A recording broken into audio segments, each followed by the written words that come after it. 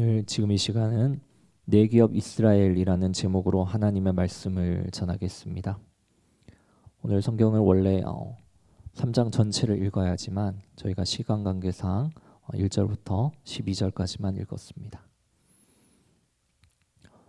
아우슈비츠 수용소에서 SS 대원들이 강제 노동을 막 끝내고 돌아온 유대인들 포로 전원을 광장에 집합시켰습니다. 여기서 SS 대원이라는 것은 독일 나치들의 무장 친위대를 말합니다.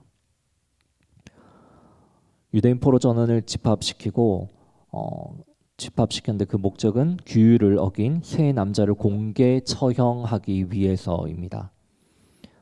그 죄는 빵을 훔쳐먹은 죄였습니다. 그런데 그 중에 하나는 나이가 어린 소년이었습니다. 수천 개의 눈동자가 그 아이에게 집중되었습니다. 그 아이의 얼굴은 새파랗게 질려 있었고 입술은 꽉 깨문 채였습니다. SS에 협조하던 유대인 간수도 차마 그 아이의 목에는 밧줄을 걸지 못했습니다. 3명의 SS 대원이 그 일을 대신했습니다. 이제 새 사형수 발밑에 놓인 의자를 걷어찰 시간입니다. 매달려 있는 두 어른이 소리칩니다. 자유 만세. 그러나 그 아이는 잠잠합니다. 아직 자유가 무엇인지 알 나이가 되지 않았습니다. 그때 바로 나의 뒤에 서 있던 어떤 사람이 묻습니다. Where is God? Where is He? 하나님은 어디에 계시지? 그가 어디에 있냐고. 그러나 상관의 지시가 떨어지자 세 개의 의자가 굴러 떨어집니다. 순간 모든 사람의 숨이 멎습니다. 수용소 소장이 소리칩니다. 머리 들어. 고개 숙이지 말고 똑똑히 보라는 것입니다. 빵을 훔쳐 먹으면 어떻게 되는지 똑바로 보라는 것입니다. 쇠약해질 대로 쇠약해져 있던 두 성인 남자는 금세 몸이 축 늘어집니다. 그러나 세 번째 밧줄은 아직도 꿈틀거립니다. 아이의 몸이 가벼워 아직 죽지 않았던 것입니다. 소녀는 거기 그렇게 매달려 30분이나 죽음과 삶 사이에서 투쟁했습니다. 그리고 수천 개의 눈동자가 지켜보는 가운데 서서히 죽어갔습니다. 막사로 행진이 명령되었습니다. 나는 그 아이 앞을 지나갑니다. 축 늘어진 그 아이의 눈이 아직도 흐려지지 않았습니다. 그때 뒤에서 같은 사람이 더욱 격양된 목소리로 나직이 묻습니다. Where is God? Where is God now? 신이 어디 있는 거야? 하나님이 지금 어디에 있냐고. 1986년 노벨 평화상을 수상한 엘리 위젤이라는 사람이 기록한 생존 기록 흑야, 영어로는 The Nights인데 이 책의 내용 중 일부를 읽어드렸습니다. 너무나 큰 고통은 때로는 우리의 내면 세계 안에서 하나님의 존재를 의심하게 만들 때가 있습니다. 이 엘리 위젤이 기록한 이 상황 또한 어떻습니까? 빵을 훔쳐먹은 아이가 배고픔 때문에 훔쳐먹었는데 교수형을 당합니다. 근데 교수형을 당하는 그 순간에조차 아이의 몸이 가벼워서 쉽게 그 죽음이라는 것이 허락되지 않는 것이죠. 그것을 보면서 뒤에 있던 사람이 하나님은 과연 어디에 있느냐라고 탄식하는 그 내용이 담겨져 있습니다. 하나님이 계시다면 그분은 우리가 고통을 당하는 이 순간에 무엇을 하고 계신가? 우리는 살면서 이런 질문을 던질 때가 있습니다. 우리 삶에서 너무나 큰 고통 때문에 버거워서 하나님을 향해서 이렇게 질문을 합니다. 그러니까 이 기간은 이 책의 제목과 같이 흑야, 어두운 밤과 같은 순간을 우리는 보낼 때가 있습니다.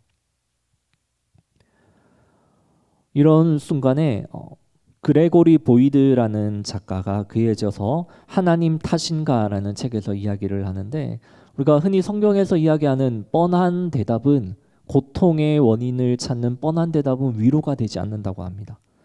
어떤 것이 있습니까? 무언가 하나님의 뜻이 있을 거야. 우리는 다 알지 못해.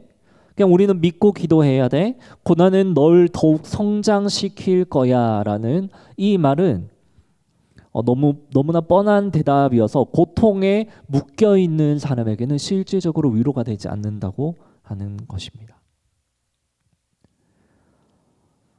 우리가 이 고통을 당하는 이 순간이 너무나 큰 상황으로 우리에게 오게 되면 사실 이것은 우리의 예배 영역에서도 동일한 우리는 질문을 던질 수 있습니다. 기독교 칼럼에서 많은 목사님들이 질문을 합니다. 그리고 글을 쓰십니다. 이 코로나 시기에 한국 교회의 출석 교인들은 반으로 줄어가고 주일학교가 무너져가는 이 시기에 이 상황이 이제 목사님들도 너무나 고통스럽고 힘드신 것이죠.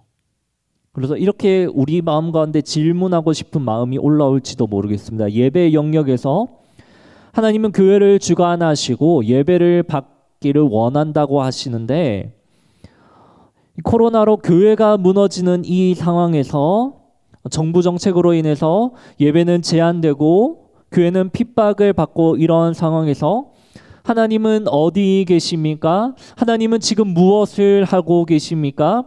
하나님, 코로나 치료제가 금방 개발되고 이 상황이 빨리 지나갔다면 이 예배에 지장이 덜 가고 교회에 타격이 적었을 텐데 하나님 그동안 무엇을 하셨습니까? 라고 질문하고 싶은 그런 마음이 우리 가운데 올라올지도 모르겠습니다.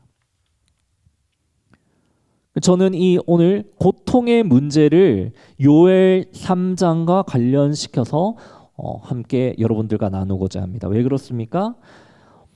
당시에 이스라엘 백성 또한 동일한 질문을 오늘 본문 가운데 하나님에게 던지고 있었기 때문입니다. 하나님의 백성인 우리가 이방 백성들로 인해서 고통을 당한다면, 하나님을 모르는 백성에게 수치를 당한다면 이런 질문을 할 수 있는 것이죠. 첫 번째, 하나님은 과연 나를 지켜줄 능력이 있으신 분이신가?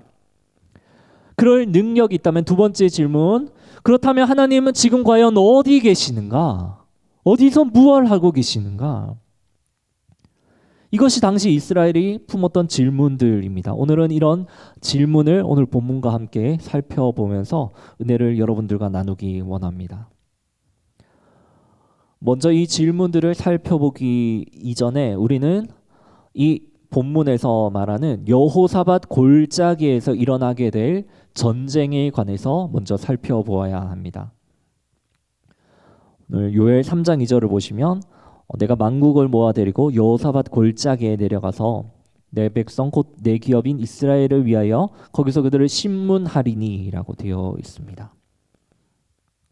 여호사밧 골짜기라는 곳에서 하나님이 만국을, 열국을 불러 모아서 심문하겠다고 오늘 말씀하십니다. 이 여호사밧 골짜기라는 것은 사실 구체적인 장소보다는 하나님께서 심판하신다는 이런 주제를 더 드러내는 상징적인 장소로 보여집니다. 여호사밧이 사실 여호와와 이제 심판하다를 의미하는 샤파트에 결합된 단어이기 때문에 구체적인 지명보다는 학자들이 이야기하기를 어떤 의미가 있는 주제를 상징하는 그런 장소일 것이다 라고 이렇게 이야기를 합니다. 어쨌든 이 장소에서 무엇이 벌어집니까? 하나님께서 만국을 심판하는 심판의 장소로, 법정과 같은 장소로 이 장소를 사용하신다는 것입니다.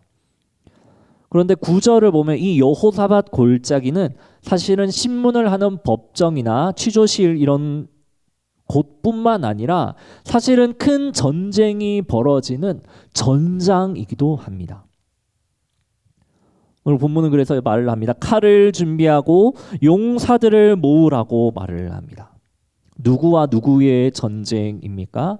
11절을 보면 한쪽은 사면에서 올라오는 민족들입니다. 열국들이고 또 한쪽은 주의 용사들, 여호와를 위해 싸우는 이런 용사들입니다.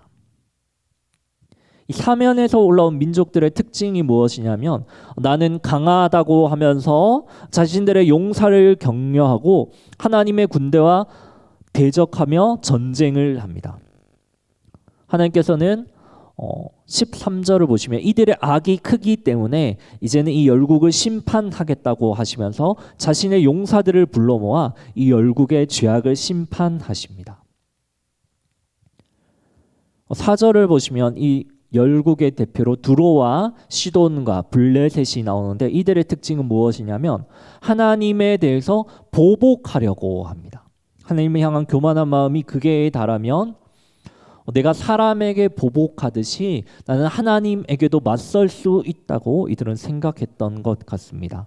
하지만 하나님께서는 어떻게 말씀하십니까? 4절에 두로와 시돈과 블레셋 사방아 너희가 나와 무슨 상관이 있느냐? 너희가 내게 보복하겠느냐? 만일 내게 보복하면 내가 보복하는 것을 내가 신속히 너희 머리에 돌리리니. 첫 번째 질문이 무엇이었습니까? 하나님은 과연 우리를 지킬 능력이 있으신 분이신가? 그분은 과연 강하신 분이신가? 이 질문에 대해서 이 4절 말씀이 대답해 줍니다. 그분은 충분히 그럴 능력이 있으신 분이십니다. 하나님에게는 그 누구도 보복할 수 없습니다. 그 여호와 하나님에게 보복하게 되면 그 모든 보복은 다시 나에게 돌아오게 된다는 것입니다. 그래서 그 누구도 그분에게 대들 수 없다고 오늘 본문은 말하고 있습니다. 이 열국들을 심판하는 이유가 4가지 정도로 나와 있는데요.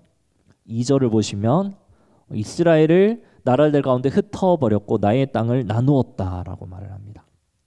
그리고 3절을 보시면 제비를 뽑아 내 백성을 끌고 갔다라고 이야기합니다. 소년을 기생과 바꾸고 소녀를 술과 바꾸어 마셨다라고 이렇게 이야기하고 있습니다. 여러분 성경을 보시면 제비 뽑기의 대상은 물건이었습니다. 이스라엘이 여호수아를 정복할 때 땅을 제비 뽑아서 나누어 가졌지 사람을 제비 뽑지 않습니다. 예수님의 옷을 제비 뽑아 나누어 가졌던 군병들도 물건을 제비 뽑아 나누는데 이 사람들은 제비 뽑지 말아야 할 것을 제비 뽑는데 바로 백성들을 제비 뽑습니다. 사람을 가지고 제비를 뽑아서 이들을 포로로 잡아갑니다. 그리고 이들을 돈으로 취급해서 소년을 기생과 바꾸고 소녀를 술로 바꾸어 마십니다.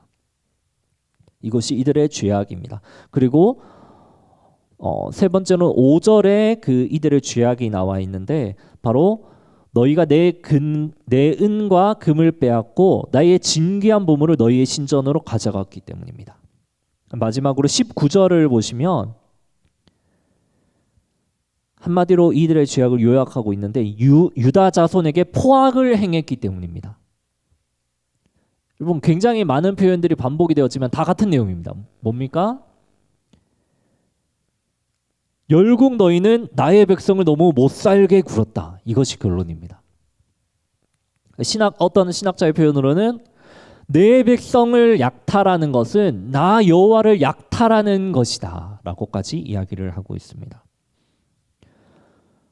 이스라엘의 금을 빼앗았는데 어떻게 표현하냐면 하나님의 금을 빼앗았다고 표현을 합니다. 그러니까 하나님께서는 자기 백성을 지키시고 보호하시기 위해서 이제 열국을 심판하시는 것이죠. 근데 여러분 이스라엘이 보면 제가 아까 전쟁이 두 편으로 나누어서 이렇게 싸우고 있다고 했습니다. 하나는 하나님을 대적하는 열국, 하나는 하나님의 뜻을 행하는 여호와의 군대입니다. 여러분 이스라엘이 어느 편이었을까요? 열국의 편이었을까요? 하나님의 군대 편이었을까요?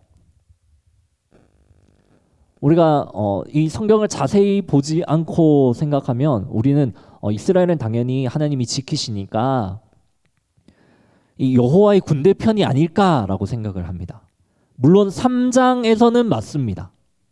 3장에서는 이스라엘이 여호와의 군대 편이고 하나님께서 그 자신의 군대를 이스라엘을 지키기 위해 사용하십니다. 그런데 1장에서는 아닙니다. 1장에서는 어떻습니까? 이스라엘은 여호와를 대적하는 편이었습니다. 왜 그렇습니까? 북방 군대가 여호와께서 부리시는 북방 군대가 이스라엘을 치고 이스라엘은 심판의 대상이기 때문입니다. 메뚜기가 그들을 치기 때문에 그들은 여호와를 대적하고 그들의 죄악 때문에 하나님께서 그들을 대적하시기 때문에 사실 1장에서는 이스라엘은 하나님을 대적하는 무리의 편에 서 있었던 것이죠. 그런데 이제는 회개하고 돌아섰기 때문에 2장의 이 과정들을 거쳐서 회개하고 자신의 죄악을 뉘우치는 과정을 거쳤기 때문에 반대편으로 여호와의 편으로 돌아설 수가 있었던 것이죠.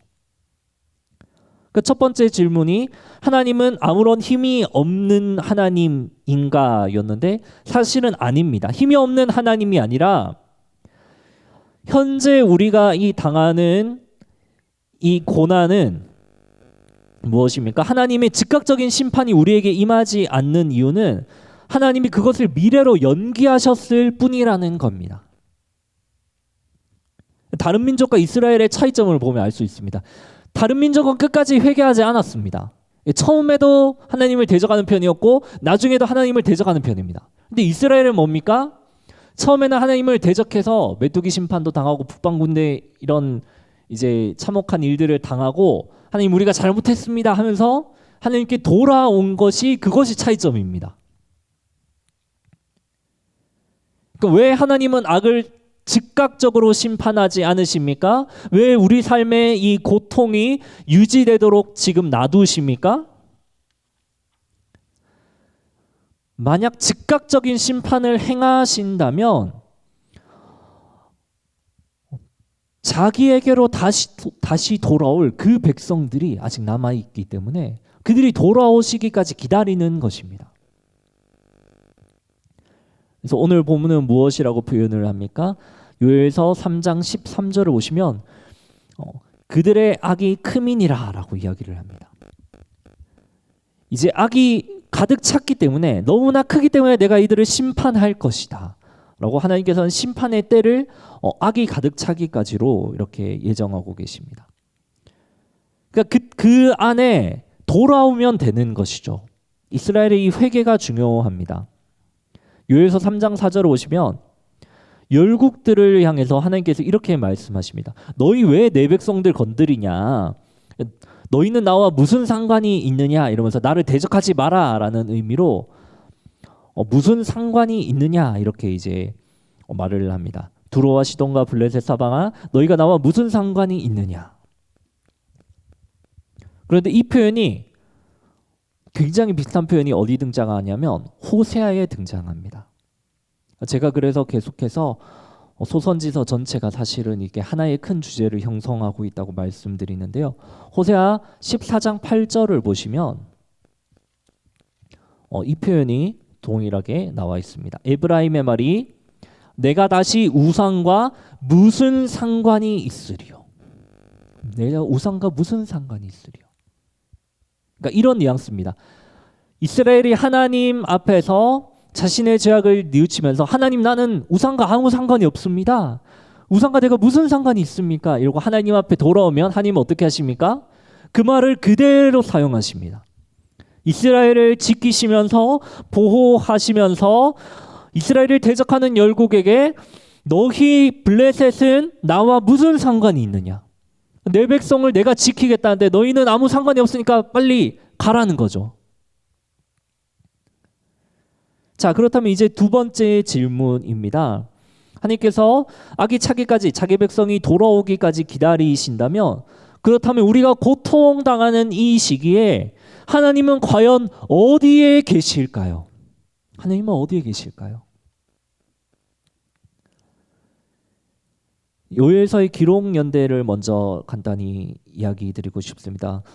기본적으로 보수적인 학자들 같은 경우는 저희 교단은 또 보수 교단이고 포로기 이전이라고 이렇게 대체로 보고 있습니다. 하지만 이제 요엘서의 특징이 묵시적이면서 미래지향적인 내용을 많이 담고 있습니다. 그래서 포로 이전에 쓰여져 있지만 포로에서 돌아오는 미래 사건을 언급하고 이 회중들이 나중에 미래의 회중들이 이 본문을 보면서 또 이렇게 자신들의 죄악을 뉘우칠 것이기 때문에 잠재적인 그런 독자들은 미래의 독자들인 것이죠. 그러니까 후대에 포로 생활을 하는 사람들이 이 요엘서 3장을 보고 이런 의문을 가질 수 있습니다. 그러니까 우리가 포로 생활을 하는데 하나님은 어디에 계신가? 시온으로 이들에게 가장 그 큰 고민이 뭐였냐면 이스라엘은 성전 중심 공동체였습니다. 그런데 포로기를 지나면서 나라가 멸망하고 하나님 앞에 제사를 드리면서 예배를 드려야 되는데 그 성전이 없는 것이죠. 시온이라고 불리는 예루살렘은 회파되었는데 우리는 과연 어디서 예배해야 하는가? 예배하면 하나님이 우리의 기도를 들으시는가? 우리에겐 과연 소망이 있는가? 자신의 백성을 버리시고 방치하시는 것 같은 이 상황에서 하나님은 과연 어디에 계신가? 이것이 이들의 의문이었습니다. 오늘 한국 교회도 이런 답답한 마음이 들지 않겠습니까? 코로나 시대에 하나님은 어디서 무엇을 하고 계십니까? 주일학교와 교인들이 반토막 나고 출석률이 떨어지고 예배가 거리두기로 무너져 가는데 이제 교회는 어떻게 해야 합니까? 하나님은 어디에 계시고 하나님은 과연 무엇을 하고 계신지 그 의문이 그 마음 가운데 싹트지 않겠습니까? 포로 생활을 하는 이스라엘 백성도 동일한 마음이었던 것이죠. 그리고 요엘서 3장은 이제 이 두 번째 질문, 하나님은 어디에 계신가라는 질문에 대한 답을 우리에게 해줍니다. 하나님은 어디에 계십니까? 바로 3장 17절과 3장 21절에 나와 있습니다. 하나님은 어디에 계신가 질문하는 사람들에게 요엘은 하나님은 바로 시온에 계시다라고 이야기합니다. 시온, 예루살렘에 계시다는 것이죠. 그런데 김희보 교수님께서는 이 시온이라는 것이 단지 지리적으로 예루살렘을 가리키는 그런 명칭이 아니라고 말씀하십니다. 이 교수님께서는 영적인 시온이라고 표현하십니다. 여러분, 영적인 시온이 뭘까요? 영적인 시온. 예루살렘은 예루살렘인데 지도에 나오는 예루살렘이 아니라는 것입니다. 여기 나오는 시온은 시온이라는 이 표현이 언급되면서 계속해서 이제 반복되는 이야기가 무엇이냐면 하나님이 자기 백성과 함께 거하신다라는 그 의미로 오늘 본문은 시온이라는 단어, 예루살렘이라는 이 단어를 계속해서 사용하고 있습니다. 20절, 내가 유다에 영원히 거한다. 예루살렘에 대대로 거한다. 함께 계신다는 이야기죠. 16절, 여호와는 그의 백성의 피난처가 되신다. 이스라엘 자손의 산성이 되실 것이다. 그들을 지키시고 그들 가운데 함께 계신다는 의미입니다. 2절, 이스라엘은 내 기업이다. 그러니까 시온에 거한다는 이 표현은 사실 하나님께서 자기 백성 가운데 거한다는 이 표현과 동일한 용례로 사용되고 있습니다. 그리고 가장 결정적인 증거는 바로 2장 마지막 부분에 나와 있습니다. 28절 또 27절, 2장 27절부터 32절까지 이 부분을 보시면 성령을 우리에게 약속하는 이 말씀인데 어떻습니까? 시온의 자녀들아 기뻐할지어다라는 표현이 나옵니다. 네. 시온의 자녀들아 기뻐할지어다. 시온의 자녀들이 나옵니다. 그런데 27절, 내가 이스라엘 가운데 있겠다. 시온의 자녀들은 기뻐하는데 내가 이스라엘 가운데 있고 이 수치를 당하지 않고 하나님께서 지키시고 이러한 본 표현이 계속 나오는데 이 백성들이 누굽니까? 결국에는 2장 31절에 가면 남은 자들이고 시온에서 피하는 자들이고 이들은 결론적으로 여호와의 이름을 부르는 자들입니다. 영적인 시온, 하나님이 거하시는 그 시온이 가리키는 이들이 누굽니까? 바로 여호와의 이름을 부르는 자들입니다. 그냥 말 그대로 예루살렘 성, 그 시온 성에 있는 사람들을 하나님께서 그냥 지키시고 보호하신다는 이야기가 아니라 그 중에서 남은 자 시온에서 여호와를 기다리며 여호와의 이름을 부르며 여호와께 피하는 자들 하나님께서는 그들 가운데 거하신다고 말씀하고 있습니다. 하나님께서는 그래서 하나님이 어디에 계시냐고 하는 사람들에게 말씀하십니다. 나는 내 이름을 부르는 사람들 그들 가운데 함께 있을 거야. 그들 가운데 거할 거야. 그들 가운데 내가 좌정할 것이라고 하나님께서 말씀합니다. 그것이 무엇입니까? 나를 찾는 나에게 피하는 여호와의 백성, 내 백성 너희가 바로 시온이라고 말씀하시는 것입니다.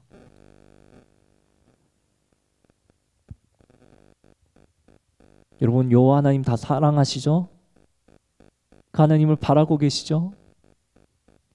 그럼 우리가 무엇이었습니까? 우리는 잊고 있었지만 여호와를 바라는 여호와의 백성은 바로 여호와께서 거하시는 시온이라고 말을 합니다. 하나님께서 어디에 계시다고요? 시온에. 우리는 잊고 있었지만 우리가 바로 시온이었습니다. 여호와 하나님이 어디에 계신지 우리는 질문했지만 여호와 하나님은 사실 여호와의 백성들 가운데 우리 가운데 이미 함께하고 계셨던 것이죠. 어떻게 우리 가운데 함께 하십니까? 2장 28절 나의 영을 만민에게 부어줄 것인데 그 영을 받은 사람들 가운데 나는 함께 할 것이라고 말합니다. 그게 내가 영원히 거할 시온이라고요. 그 시온이 내가 좌정하여 앉은 보좌이고 나는 내 백성들과 함께 있는다는 것입니다. 하나님이 거하시는 이 영적인 시온은 에스겔 48장 35절에서 또한 지리적인 장소인 시온이 아니라 여호와께서 거하시는 그 시온의 의미를 담아냅니다. 하나님의 백성이 함께 거하시는 것을 여호와 삼마라고 표현합니다. 여호와께서 거기 계신다라고 하면서 여호와 삼마라고 표현을 합니다. 환상 중에 본 그 성전이 무엇입니까? 지리적인 장소가 아닙니다. 여호와께서 다스리시는 그 통치를 의미하는 그 성전인데 무엇입니까? 하나님이 거기에 함께 계신다는 것이죠. 근데 여러분 생각해 보십시오. 우리가 깨끗합니까? 우리가 거룩합니까? 거룩하지 않고 부족한데 우리 가운데 하나님 어떻게 함께 거하십니까? 오늘 설교의 제목이 내 기업 이스라엘입니다. 여러분, 우리가 어떻게 하나님의 기업이 되죠? 헤리티지, 그러니까 기업이면서 유산은 뭔가 이렇게 내가 상속받고 싶고 내가 얻고 싶고 갖고 싶은 것 아닙니까? 근데 우리는 그런 게 아니잖아요. 우리는 죄악이 많고 우리는 부족하고 한데 우리가 어떻게 하나님의 기업이 됩니까? 거룩하신 하나님께서 어떻게 우리 가운데 거하십니까? 바로 2장 28절에서 말하는 성령님 때문입니다. 내 영을 부어줄 것이기 때문에 그 성령님께서 우리 가운데 거하시기 때문에 우리는 하나님의 기업이 될 수 있는 것이죠. 그리고 이런 하나님의 거하심은 계시록에서 거룩한 성 새 예루살렘으로 표현이 됩니다. 장차 이루어질 새 하늘과 새 땅으로 그 의미가 확장됩니다. 계시록 21장 3절인데 제가 읽어드리겠습니다. 내가 들으니 보좌에서 큰 음성이 나서 이르되 보라 하나님의 장막이 사람들과 함께 있음에 하나님이 그들과 함께 계시리니 그들은 하나님의 백성이 되고 하나님은 친히 그들과 함께 계셔서 더 이상은 옛 예루살렘이 아닙니다. 하나님께서 거하시는 그분의 자녀들은 무엇입니까? 새로운 모습으로 새 예루살렘으로 임하는 것이죠. 하나님의 장막, 하나님의 집이 어떻게 사람과 함께 있습니까? 성령 하나님께서 이 사람들 가운데 하나님이 내려주신 성령이 그 안에 거하기 때문입니다. 그래서 이 요엘서 요엘서 2장 28절부터 32절까지 이 부분이 사실 너무 중요하기 때문에 흐리어 성경을 보시면 28절부터 32절까지를 사실은 하나의 별개의 장으로 떼어 놓습니다. 그래서 2장 28절부터 32절까지를 3장으로 표현하고 저희가 오늘 3장이라고 읽은 본문을 4장이라고 유대인들은 표현을 합니다. 그러니까 어떻습니까? 그런 방식으로 본다면 이 요엘서 안에서 가장 중심부에 이 성령에 대한 예언이 있으면서 이 예언은 우리를 하나님의 백성, 그분의 기업으로 이끄는 그런 중요한 역할을 하고 있는 것이죠. 이 하나님이 오늘 가운데는 어떻게 우리 가운데 함께 하십니까? 하나님이 어디에 있냐고 질문을 하면서 고통 가운데 몸부림치는 우리에게 하나님은 말씀하십니다. 나는 시온 가운데 있다. 나는 나의 백성 가운데 있다고 말씀하십니다. 그리고 이제 예수 그리스도의 십자가 사역을 눈으로 확인한 요한은 여기서 하나님이 우리 가운데 거하신다는 이것을 어떻게 더 발전시킵니까? 요한복음 1장에 있는 내용입니다. 말씀이 육신이 되어 우리 가운데 거하심에 우리가 그의 영광을 보니 아버지의 독생자의 영광이요 은혜와 진리가 충만하더라. 여러분, 우리 가운데 하나님께서 어떻게 거하십니까? 성육신하신 말씀으로, 거룩한 말씀으로 우리 가운데 함께 하십니다. 아버지의 그 영광으로 우리 가운데 함께 거하십니다. 이 고통 가운데 신음하는 사람들이 질문을 합니다. 하나님 어디에 계십니까? 질문하는 사람들에게 하나님은 대답하십니다. 나는 내 백성들과 함께 거하고 있어. 너희가 바로 내가 거하는 보호자야. 너희가 바로 내가 거하는 시온이야. 말씀하십니다. 그리고 내가 거하는 그 자리, 여호와께서는 오늘 본문 16절에 사자의 울음을 바라시는 여호와로 묘사되어 있는데요. 내가 사자의 울음을 바라는 크고 두려운 사자이기 때문에 너희가 지금 있는 그곳은 사자가 살고 있는 사자 둥지야. 너희는 그래서 걱정할 필요가 없어. 사자가 지키고 있으니까. 너희는 이 세상에 만국을 심판하는 그 두려운 날이 와도 너희는 두려워할 필요가 없어. 하나님께서 우리에게 말씀하시는 것입니다. 하나님은 예수님을 통해서 우리가 아무리 힘든 그 순간에도 우리와 늘 동행하고 계십니다.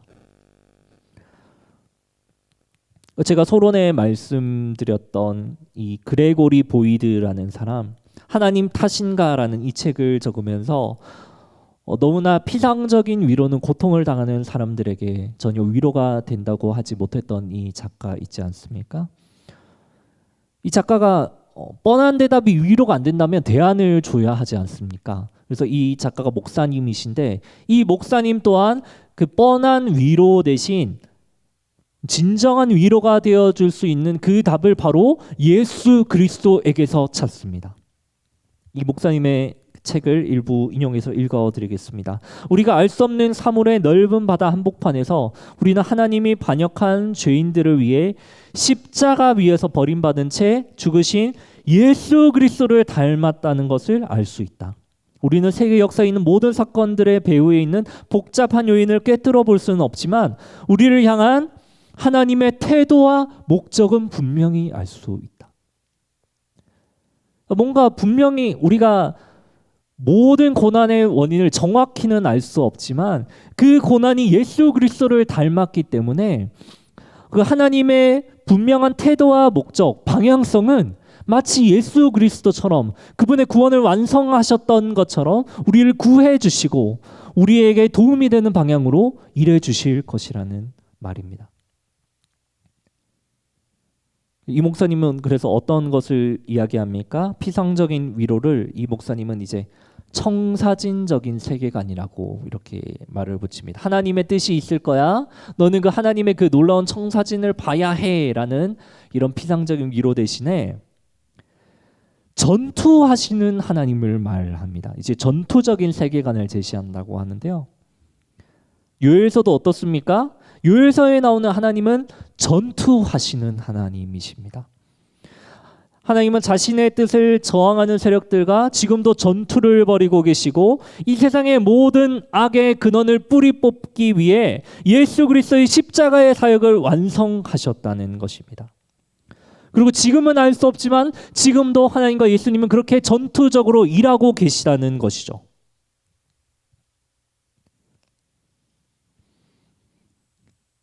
그래서 우리도 어떻습니까? 직장에서 어떤 사람 때문에 우리가 너무나 힘든 경우가 있습니다. 그럴 때 우리가 진정으로 위로가 되는 글이 무엇일까요? 물론 이제 시편에 보면 창조의 이야기도 나오고 복에 관한 이야기도 나오고 지혜에 관한 이야기도 나오고 굉장히 여러 가지 주제가 나옵니다. 그런데 여러분 시편만의 그 독특한 시편이 어떤 것이 있는 줄 아십니까? 바로 애가입니다. 애가 중에 정말 솔직한 애가가 있습니다. 하나님, 나를 괴롭히는 저 인간을 빨리 심판해 주십시오. 여러분, 이런 애가가 실제로 있습니다. 시편에. 그러니까 우리는 어떻게 생각합니까? 하나님이 나를 그냥 고난하시고 연단하시고 나는 그냥 내가 다 참아야 되고 이렇게 그것이 성경적인 것으로 생각을 하지만 이제 사실은 무엇입니까? 끊임없이 나를 압제하는 그 악의 세력은 항상 존재하기 때문에 주석가들의 표현입니다. 요엘서 주석가들의 표현인데 원수의 처벌이 없이는 진정한 샬롬은 우리 가운데 주어지지 않기 때문입니다. 그래서 시편의 애가를 부르는 사람들은 어떻게 합니까? 하나님, 저 인간 빨리 좀 어떻게 해주십시오. 이렇게 이야기를 합니다. 우리는 사람 때문에 고통을 받으면 이제 그 이야기를 보게 되면 어떻습니까? 다른 하나님의 창조와 전능보다 때로는 이 전투적인 애가를 부르는 시편의 이야기들이 우리에게 더 위로로 다가올 수 있는 것이죠. 그래서 어떻습니까? 이 그레고리 보이드라는 사람이 전투적인 하나님을 진정한 위로가 될 수 있다고 묘사하는 것입니다. 앞서 유대인 수용소에서 자신의 뒤에 있던 사람이 질문했던 그 이야기를 기록한 엘리 비젤을 여러분들에게 설교 서론에서 말씀드렸습니다. 아이가 목매달려 죽는데 그것을 보면서 탄식하며 하나님은 어디에 있는가라고 질문을 했습니다. 근데 사실 그 뒤에 이야기가 더 있습니다. 거기서 끝나지 않았습니다. 자신의 뒤에 있는 사람이 이렇게 질문했다고 합니다. 하나님은 지금 어디에 계신가? 그때 앞에 있던 비젤 박사님은 자기 내면에서 들려오는 그 소리를 들었습니다. 무엇이냐면 하나님이 어디에 계시냐고? 하나님은 바로 여기에 있지. 하나님은 지금 저 교수대에 매달려서 바둥거리며 저 아이와 함께 있지. 라고 이렇게 엘리 비젤은 기록을 합니다. 이것은 절대 교리적으로 성부순환설이나 이런 양태론을 주장하는 것이 아님을 저는 먼저 말씀드리고 싶습니다. 팀 켈러 목사님 또한 이제 이야기를 합니다. 무엇입니까? 진정한 고통의 답을 그리스도에게서 찾는 것이죠. 고난을 당하신 그리스도를 묵상하며 발견할 때 그 그리스도는 우리 가운데 함께 하시며 동행하고 계신다는 것을 이야기하고 있습니다. 그러니까 오늘 본문도 마찬가지입니다. 요엘 안에서 예수님께서 우리가 고난의 답을 예수 그리스도에게서 찾아야 하는 이유는 무엇입니까? 먼저는 우리를 대적하는 편에 존재하던 우리를 하나님을 위하는 그쪽 편으로 옮겨주셨고 또 한편으로는 악한 세력을 온전히 뿌리 뽑기 위해 무제한 피를 갚아주는 최후의 심판을 준비하시려고 하나님의 나라가 임하게 하시려고 그 고난을 당하신 것이죠. 악의 본체인 마귀를 멸하시려고 우리 가운데 함께 하시며 일하여 주셨던 것입니다. 말씀이 육신이 되어서 그 십자가의 고통을 당하시고 고통당하신 그 모습 그대로 우리 가운데 함께 동행하며 계시는 것이죠. 그래서 팀 켈러 목사님 또한 그 고통의 답을 그리스도에게서 찾습니다. 제가 읽어드리겠습니다. 기독교는 하나님께서 고난을 받기 위해 이 땅에 오셨다고 주장하는 유일한 종교이다. 예수님은 우리의 고통을 너무나 잘 아신다. 당신이 만약 고통을 받고 있다면 나는 그 이유를 온전히 다 알지는 못하지만 하나님이 당신을 사랑하지 않는다는 것은 절대 아니라고 말할 수 있다. 왜냐하면 당신을 위해 그분이 고난을 당하셨기 때문이다. 팀 켈러 목사님이 말하는 게 뭡니까? 우리는 생각을 하죠. 내가 고통을 당하면 나는 하나님이 나를 사랑하지 않으시는 것 같아. 나에게 고난을 허락하시니까. 그런데 팀 켈러 목사님은 전혀 정반대 이야기를 합니다. 가장 하나님이 사랑하셨던 것은 그분의 아들 독생자 예수 그리스도 아닙니까? 그분의 아들을 정말 사랑하시지 않았겠습니까? 근데 사랑하셨다면 그분을 왜 십자가의 고통을 당하게 하셨을까요? 이것이 우리에게 동일하게 적용될 수 있습니다. 우리가 고통을 당하는 것 또한 마찬가지입니다. 하나님이 우리를 사랑하시지 않기 때문이 아니라는 거죠.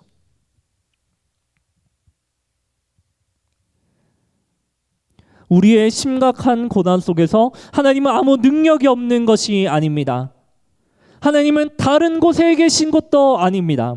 오히려 하나님은 우리와 함께 하고 계셨습니다. 하나님은 고통당하는 우리의 이 처절한 현실 속에서 우리에게 말씀하십니다. 내가 너와 함께 있다. 내가 너와 함께 있다. 내가 있는 곳은 바로 나의 백성 가운데 있다.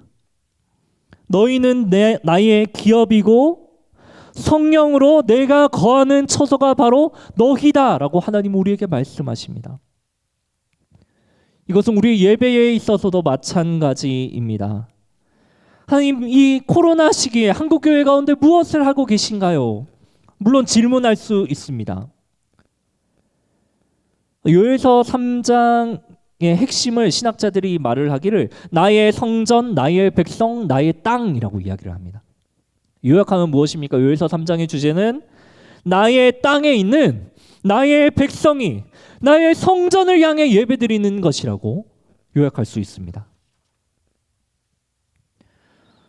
하나님 코로나 시기 가운데 한국교회를 버리셨습니까? 아니라는 것이죠. 삼락교회 가운데 여러분 성도가 줄어든다고 해서 하나님이 삼락교회를 버리셨습니까? 아닙니다. 하나님은 어디에 계십니까?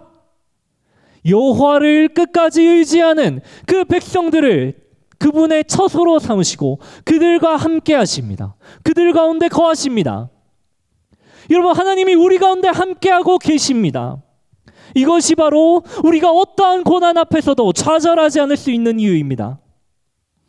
하나님은 그분의 백성들 가운데 거하시면서 그분의 백성을 하나님이 거하시는 시온이라는 그 처소로 부르십니다. 여러분, 우리가 바로 그분의 기업입니다. 그분은 성령으로 우리를 떠나지 않으십니다. 여러분, 너무나 고통스럽고 힘든 상황이 있을 때 그 고통으로 인해서 하나님이 어디 계시냐고 하나님을 원망하며 질문하지 마십시오. 하나님은 그분은 우리를 하나님의 처소로 삼으시고 우리 가운데 늘 함께 하고 계십니다. 말씀이 육신이 되어 우리 가운데 거하심에 우리가 그의 영광을 보니 아버지의 독생자의 영광이요 은혜와 진리가 충만하더라. 말씀을 정리하겠습니다. 여러분, 삶에서 겪는 많은 고통 가운데 하나님을 버리지 마십시오. 하나님은 영원히 자기 백성 가운데 거하십니다. 영원히 떠나지 않으십니다. 이 사실을 기억하면서 삶에서 마주하는 수많은 어려움들을 이겨내시며 거룩한 하나님의 나라를 확장하며 나아가시는 저와 우리 모든 성도들 되시기를 축복합니다. 우리 함께 들은 말씀을 놓고 함께 기도하며 나아가겠습니다.